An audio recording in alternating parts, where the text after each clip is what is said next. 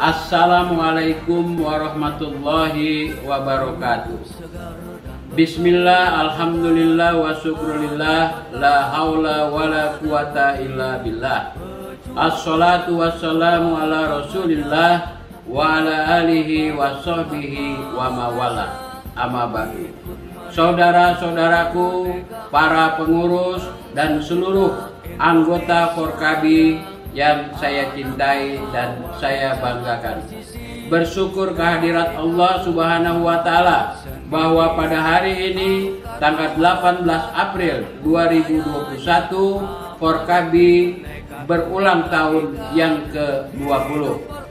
Selanjutnya, mari sesuai dengan tema kita menjaga soliditas menuju Forkabi yang bermanfaat.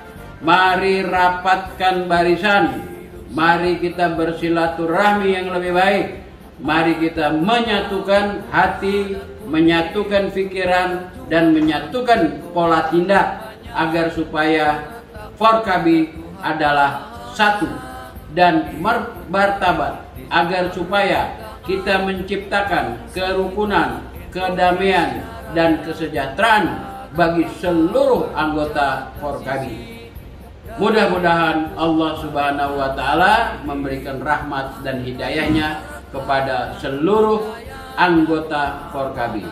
Wabillahi taufiq wal hidayah. Wassalamualaikum warahmatullahi wabarakatuh. Hidup Forkabi. Kita jaga Betawi. NKRI pasti, insya Allah.